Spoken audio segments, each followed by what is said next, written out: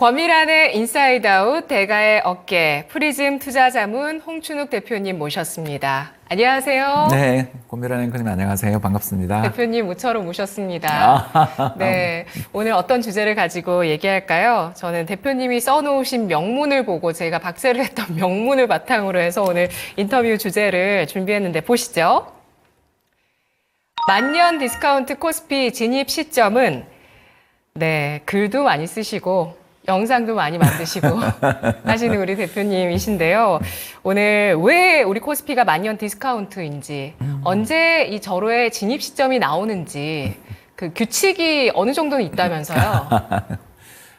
이게 이제 뭐 법칙까지는 아니지만 네. 우리 시장이 좀 너무 싸게 거래되는데 이제 이게 싸다가 좀 비싸지고 또 다시 재차 싸지고 이런 이제 주식 시장이 좀 사이클이 아주 대단히 강력한 시장이고, 네. 이렇게 주식 시장이 좀 뭐랄까요, 이렇게 패닉에 빠지거나 좀 되게 쌀 때는 이게 참 투자하기 좋은데, 지금처럼 이제 PBR 1배 정도, 그러니까 기업들의 주당 순자산 가치가 딱 만 원이라고 하면 주가가 만 원 정도 있다. 지금 이제 종합주가지수 2600 나오는데 우리나라 PBR이 한 2700 정도이면 1배가 되거든요. 뭐 1배 정도 되는 시점이면 이제 싸지도 비싸지도 않은 시기라고 볼 수가 있겠고요. 그래서 지금 주식시장이 이렇게 좀 재미도 없고 좀 시장 외부 충격에 약한 이유가 우리가 일단 싸진 않다. 그냥 싼 맛에 사는 시장인데 싸지 않다. 이게 이제 좀 걱정거리인 거고요. 그러면 저게 밸류업이 되면 참 좋을 텐데 안타깝게도 밸류업이 되려면 여러 가지 이제 좀 장애물을 극복을 해야 되는데 가장 큰 장애물이 결국 이제 저배당 국가라는 거죠. 그러니까 주주들한테 기업이 좀 보상을 안 해주고 특히 주가가 저렇게 폭락하는 시기가 왔을 때 저희 자사주 매입해서 소각하겠습니다. 아니면 이번에 수시배당 또는 분기배당 뭐 하겠습니다라고 이런 어떤 IR이나 이런 자리에서 좀 시원하게 이야기해주는 기업들이 늘어나면 좋을 텐데 우리나라는 좀 그런 게 없잖아요. 늘긴 했죠, 그래도. 그래도 늘긴 했죠. 네, 늘긴 했는데 이제 그게 네. 문제가 이제 기업 이익이 늘어나서 네. 배당 성향은 쥐꼬리 성향인데 그 절대 금액이 늘어나는 거죠. 그러니까 우리나라의 비율이 늘어야 된다는 말씀이죠. 그렇죠. 그래서 네. 다른 선진국 기업들 같은 경우는 주주에 대한 이제 보상 배당이 한 50에서 60% 정도 되는데 지금 그림에 나와 있는 것처럼 금리에 상관없이 세계 최저 레벨로 배당을 지급한다라는 거죠. 뭐 한번 그림 한번 잠깐 제가 준비해온 그림이 있었는데 저게 빨간 선이 회사채 금리이고요. 그래서 기업들이 발행하는 금리가 높을 때 배당을 좀 적게 주는 건 이해가 돼요. 왜? 기업이 너무 고금리 상황에서 저 채권을 자꾸 발행하면 기업 실적이 나빠질 거 아니에요. 그러니까 저때 배당을 좀 줄여서 대신 내부 유보돼 있는 돈을 활용해서 적극적으로 투자를 한다 이러면 뭐 다 우리 오케이. 좋은데 지금처럼 저렇게 역사적인 저금리 지금도 올랐다 그러지만 지금 과거의 역사적인 금리 레벨에 비해서 굉장히 낮은 편인데도 우리나라 배당 수익률은 그냥 1% 후반이거든요. 그러니까 저런 식의 배당이 나온다라는 건 기본적으로 우리나라 기업들이 주주들에 대한 어떤 생각, 배려 이런 것들이 전혀 없는 곳이라는 거고 왜 이제 그런 일들이 벌어지느냐에 대해서 아까 다시 화면을 잠깐 부탁드리겠습니다. 그래서 가장 큰 문제가 배당 소득에 대해서 중과하는 게 사실 제일 큰 문제죠. 왜 그러냐면 이제 네. 금융종합과세 때문에 그렇습니다. 금융종합과세가 뭐냐면 2천만 원 이상의 이자 및 배당금에 대해서 정부가 이제 한 50% 정도 세금을 물리는 제도죠. 저게 왜 그러냐면 근로소득이랑 합산. 이게 제일 무서운 게 뭐냐면 네. 내가 이제 딴 데서 벌은 돈이 좀 있는데 거기에 대해서 이제 제가 뭐 예를 들어서 한 30% 정도 세금을 내고 있었어요. 근데 2천만 원이 딱 넘는 배당금이나 이자 소득이 딱 이렇게 플러스가 되면 전체 소득이 늘니까 저의 어떻게 볼까요? 세율이 인상되는. 그렇게 되니까 이제 중과를 두들겨 맞고 대체로 금융종합과세를 맞으시는 분들은 이제 이렇게 되면서 40% 혹은 대주주 같은 경우는 거의 49.6%의 어마어마한 세금을 두들겨 맞게 됩니다. 그래서 100억 정도를 배당해 줬는데 제 지분율이 30%예요. 그러면 30억이 저한테 배당금으로 와야 되는데 사실은 거기 세금 절반 내면 15%. 이걸 딱 보면 대주주 입장에서 기분이 안 좋죠. 야, 이게 뭐야. 이런 생각을 하게 되고 이 사람이 어떤 생각을 하게 되냐면, 아이, 그럴 바에야 배당하지 말고 회사에 유보를 하자. 유보를 하면 어떤 일이 벌어질까요? 회사 PBR이 늘죠. 그죠? BPS가 늘죠. BPS가 쫙 늘어납니다. 왜냐하면 유보되니까 회사의 주당 순자산 가치 늘어납니다. 근데 주가가 오르니까 PBR이 떨어지는 거죠. 그래서 첫 번째 PBR이 떨어지는 이유는 이거고요. 두 번째가 이제 상속세율. 얼마 전에 이제 이 부회장님 일가에서 삼성전자 8만 원 넘었을 때 블럭딜 나온 거 혹시 기억나세요? 네, 이부진. 예, 그게 네, 삼성전자 고점이었잖아요. 네, 네. 왜 그분이 그 가격에 팔았을까? 이유가 두 가지겠죠. 하나는 삼성전자가 고평가됐다고 느끼셨을 수도 있고, 다른 한편으로는 그분이 내야 되는 세금이 워낙 많으니까, 그냥 계획적으로 팔아야 되는 거죠. 예, 저 때 8만 원 넘었을 때 저기서 매도가 나왔죠. 제가 이제 드리고 싶은 말씀은 그분이 고점을 잘 잡아서 팔았다라는 데도 중요한 의미가 있겠지만, 다른 의미로 이야기하자면 저렇게 어떻게 보면 장기적으로 상승하고 있는 기업의 주식을 왜 저렇게 오르기만 하면 득달같이 파느냐. 세금 부담이 너무 크니까. 그래서 우리나라 대주주들 같은 경우는 상속세율이 65% 정도 되잖아요. 그래서 세계에서 일본, 프랑스와 함께 세계에서 가장 상속세율이 높고 더 나가서 제가 차트 준비해 왔었는데 혹시 뭐 보여주실 수 있으면 좋고요. 그냥 말로 하자면 전체 우리나라 세금에서 차지하는 상속세율의 비율이 세계 1위거든요. 글로벌 스탠다드는 어느 정도? 뭐 그보다 훨씬 적죠. 그래서 우리나라는 상속세율이 한 65% 정도 되는데 다른 나라들 같은 경우는 상속세율이 한 30% 정도에서 20% 정도가 컨센서스인데 그거보다도 더 문제가 되는 건 대부분의 나라에서는 한 80억에서 100억 정도까지는 네, 사실 비과세를 하죠. 미국도 한 130억, 130억 정도입니다. 네. 그러니까 우리나라가 경제 성장하고 인플레이션이 발생하는 만큼 그 상속세의 하단을 올려줘야 되는데 우리는 그냥 10억, 30억 이런 식으로 20년 전에 정했던 그 상속세의 하단을 딱 정해놓고 인플레랑 연동을 안 해요. 그러니까 이제 두 가지 이유겠죠. 인플레가 발생할 때마다 세금을 더 걷겠다라는 그런 속셈이 있거나 두 번째는 그 법을 만드신 분들이 경제에 대해서 아무것도 모르거나 뭐 둘 다 하겠죠. 아무튼 이 둘의 이제 짬뽕이죠. 그래서 잘못된 어떤 세율 거기다가 더 나가서 정부가 만들어 놓은 이 허들을 피하기 위한 기업들의 노력이 합쳐져서 이제 어떤 일이 벌어지냐면 배당 안 하고 주가를 계속 누르면 주가가 적정 뭐 PBR이 예를 들어 PBR 대비 10,000원 정도가 돼야 될 회사가 1,000원인 회사도 되게 많잖아요. 그렇게 되면 이제 상속세율이 엄청나게 줄겠죠. 그래서 뭐 PBR 대비해서 0.1배 미만의 기업도 수두룩 하잖아요. 그런 기업들 대부분 보면 상속 이슈가 있거나 아니면 아예 이제 상장 폐지돼야 될 정도로 실적이 너무너무 안 좋아지는 미래 전망이 어두워서 주가가 늘렸거나 둘 중에 하나겠죠. 근데 이제 이런 기업들은 그러면 이제 아까 이야기한 것처럼 상속세를 의의로 해서 이렇게 누르면 주가를 누르면 눌러져 버리는 이유가 또 세 번째 이유인데 바로 적대적 M&A가 안 되기 때문이겠죠. 왜냐하면 적정 주가가 10,000원 정도인데 1,000원에 거래되고 있다면 네. 1,000원의 주식을 사서 상장 폐지시켜버리는 게 주주들을 위해서 더 나은 일일 수 있잖아요. 그런데 우리나라는 아시는 것처럼 그런 식의 어떤 사모펀드나 또는 행동주의 펀드가 M&A 성공한 적이 없어요. 왜 그러냐 하면 정부가 재벌 편을 들죠. 대표적인 사례를 제가 하나만 이야기하자면 한진칼에 M&A가 있었지 않습니까? 몇 년 됐습니다만 그때 산업은행이 갑자기 대한항공에 대해서 자금이 필요하다라면서 대한항공한테 증대를 해주면 될 걸 한진칼 증대해줬던 거 혹시 기억 안 나세요? 예, 네. 그러면서 뭐 M&A 시도가 실패로 돌아갔고 물론 이제 그 뒤에 우리나라 행동주의 펀드 세력들이 또 차익을 실현해서 나가긴 했습니다만 제가 하고 싶은 이야기는 뭐냐 하면 네. 대한항공에 그렇게 정말 돈이 많이 필요하면 대한항공 증자를 해주면 되는데 아직도 지금 아시아나랑 합병 안 됐지만 대한항공에 증자를 해주면 되는데 왜 모회사엔 한진칼 해주는가? 그런 거죠. 그런데 이런 일이 우리나라는 수도 없이 많았죠. 그렇기 때문에 우리나라에서는 행동주의 펀드들이 어떻게 보면 기업의 구조조정이나 어떤 지배구조를 개선해서 주가를 올리려기보다는 그걸 테마로 해서 올리고 차익 실현해버리는 행동을 보이는 그러니까 겉만 행동주의 펀드들이 많잖아요. 어디라고 이야기는 안 하겠습니다만 뭐 떠오르시면 그게 우리나라에서는 많죠. 그럴 수밖에 없는 환경이라는 그렇죠. 말씀이시죠? 그분들한테 뭐라고만 이야기할 수 없는 게 네. 그러니까 어떤 시장에서 공정한 룰을 적용해야 될 심판이 경기에 뛰는 꼴이 되는 거죠. 뭐 대표적인 사례가 또 2015년 삼성물산 모직 합병 같은 그런 사례에서 심판 역할을 해야 되는 곳이 갑자기 경기에 뛰었잖아요.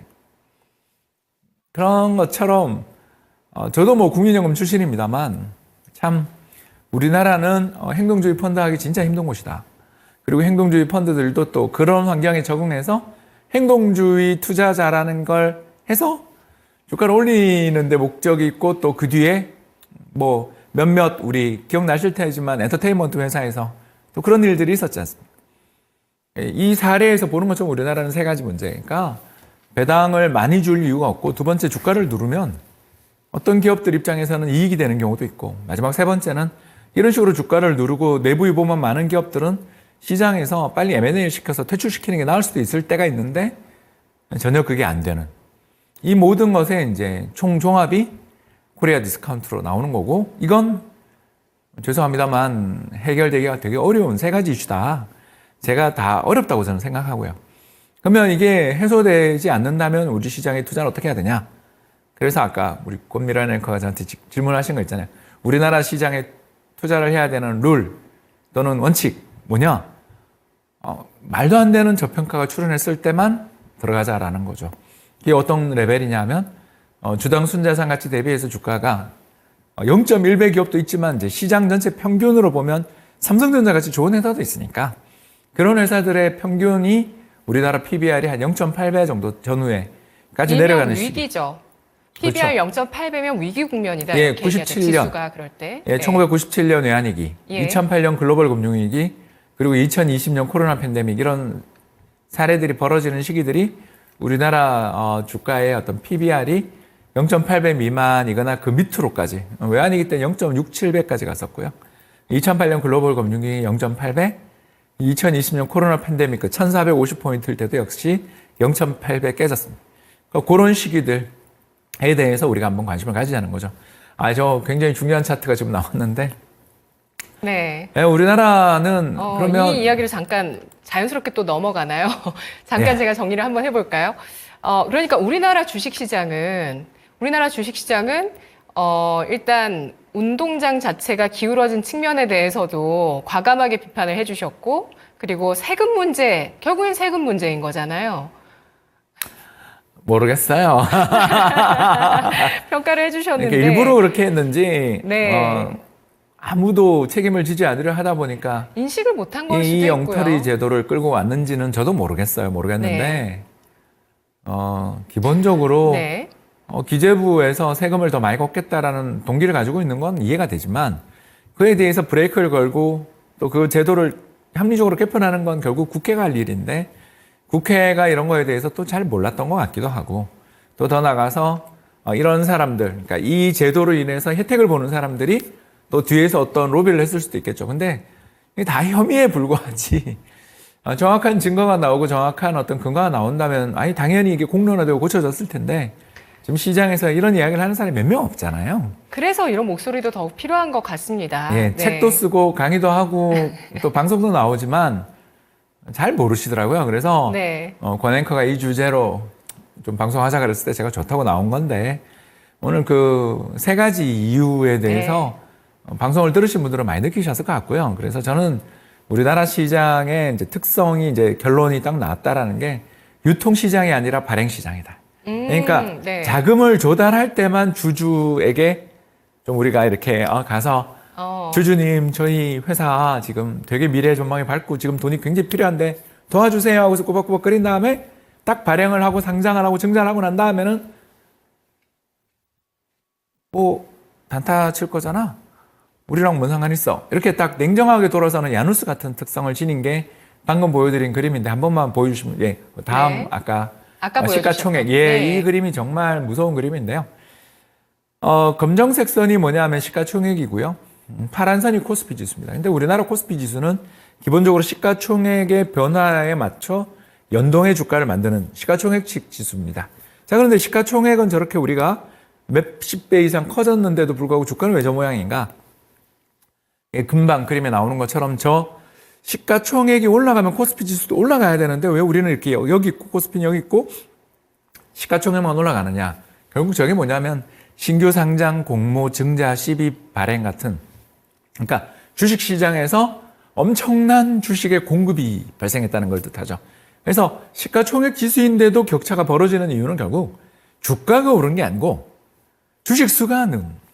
그래서 시가총액이 늘어난. 그렇죠. 네. 그래서 IPO, 뭐 지금 당장 HD, 현대마린 뭐 들어오죠.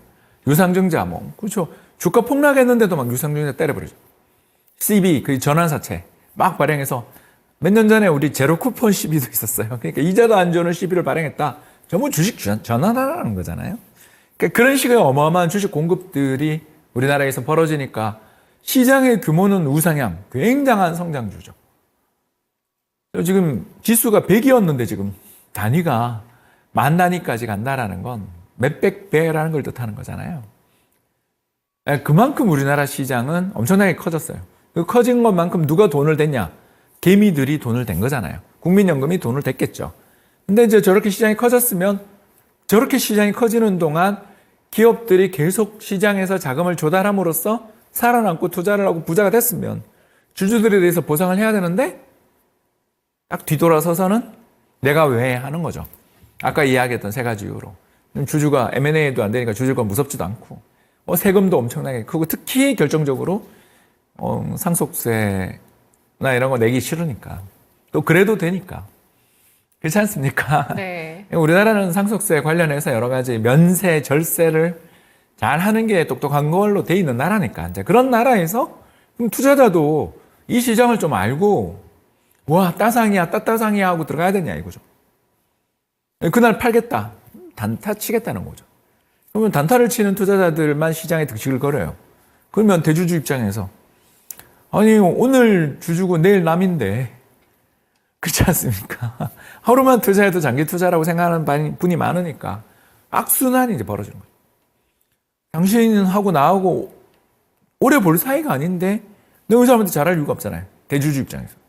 이런 관계가 이제 악순환을 치는 거죠. 그래서 개미 투자자들은 단타를 치고 대주주들은 개미 투자자들을 무시하고 또 개미 투자자에 대해서 대주주가 그런 행동을 보이는 거에 대해서 소액 주주들은 실망하고 다시는 안 해. 그러면서도 또 IPO 할 때는 몇백 대 1, 몇십 대 1 해가지고 또 열심히 공모해주고. 이게 뭐 하는 짓입니까, 이게? 거의 개미 유일한 지옥이죠. 벌 기회여서 있는 거 아닌가요? 예, 그렇죠. 개미 지옥이죠. 네. 예, 그래서 거기 가서 돈 벌겠다라는 소액 주주를 제가 뭐라는 게 아니라 예. 예, 우리나라 시장은 그런 게 들어올 때가 조심해야 된다라는 걸 지금 말씀드리는 거죠. 그림에 나와 있는 것처럼 화살표로 네. 표시된 게 다 우리나라 대규모 IPO, 그러니까 시가총액 20위 안에 상장하자마자 20위 안에 들어왔던 기업들의 상장 일람인데 보시는 것처럼 전부 저 화살표가 들어갔던 시점이 시장에 다 고점하고 연결돼 있다라는 걸 잊지 말으셨으면 좋겠다 이런 이야기죠. 네. 그러니까 이 주식시장의 고점 시그널을 일단 지수가 어느 정도 많이 올라왔을 때, 그리고 여기에 대규모 IPO가 들어왔을 때 반드시 고점이 나온다. 아니 반드시까지는 모르지만 네. 좋은 신호는 아니다. 그래서 지금 제가 뭐 현대 H 마린이 비싸다 싸다 이런 이야기를 하려는 게 아니라 예. 그 회사 같은 그런 좋은 회사 알짜 자회사가 HD 그룹의 굉장히 알짜 자회사잖아요. 이런 알짜 자회사가 딱 시장에 들어온다. 이건 뭘 뜻하냐 하면 지금 시장이 나쁘지 않구나. 시장이 싸지는 않구나 정도는 생각해 달라는 뜻이지 뭐 네네네. 팔자 말자라는 건 그건 저도 능력 바뀌고요. 저는 사는 타이밍은 되게 잘 잡아드리는데 네. 파는 건 잘 못해요. 저는 너무 빨리 팔아요. 근데 지금 또 논의할 부분들이 상당히 좀 많은 건 뭐냐면 어제 나온 GDP도 굉장히 좋게 나왔고요. 수출도 지금 이제 개선으로 들어가서 어제 증권사 리포트에서는 올해나 내년 정도에 우리 수출이 역대 최고치를 이제 찍는 시기가 나올 거다. 이런 전망도 있어서요. 사실 이 수출 지표라는 게 또 우리 주식 시장에 연계되는 상관성이 굉장히 높은 지표잖아요. 예, 그런데 시가총액은 이미 넘었잖아요. 그게 문제군요. 제가 하고 싶은 말씀은 네. 주가 오를 수 있다, 동의. 근데 이제 IPO가 쏟아지기 시작하면 조심해라. 그러니까 사지 말라가 아니라 한국 주식 마음에 안 들어요라는 이야기를 하려는 게 아니라 저런 식의 대규모 IPO들, 그러니까 들어오자마자 시가총액 탑 레벨로 올라갈 만한 네. 거대 기업이 들어오거나 코스닥 시장에서 또 코스닥 시장에서 어마어마한 사이즈의 기업이 들어오면서 갑자기 한국 유가증권 시장 코스피 지수에서 12, 20위 안에 딱 들어오는, 그렇지 않습니까? 지금 벌써 준비되어 있잖아요. 그렇지 않습니까? 그런 회사들이 들어올 때 조심해라라는 거죠. HD 현대마린 말씀이시죠? 그것도 있지만 에코 그룹도 네. 코스닥 시장에서 지금 거래소로 이전 준비하고 있지 않습니까? 예, 예. 그래서 뭐 상반기는 안 들어오지만 하반기 가능성이 있잖아요. 그러니까 그런 식으로 들어오면 시가총액 상위권에 들어오게 될 가능성이 되게 높지 않습니까? 그 회사들이 그렇게 거래소 시장으로 착착 들어오면 무슨 일이 생기냐 하면 인덱스 펀드가 안 살 수가 없어요. 국민연금이 뭐 한 100조 이상의 인덱스 펀드를 운영하고 있잖아요. 또는 인덱스와 연결된 펀드를 운영하는데 그러면 거기에 한 3%짜리가 들어왔다. 가정입니다. 시가총액 3% 정도의 비중을 차지하는 코스피 200 지수에 하나가 들어왔다 그러면 3조를 사야 돼요. 이 3조가 몰리는 걸 알면 그 전에 땡기겠죠. 그러면 땡겨놓고 인덱스에 편입돼.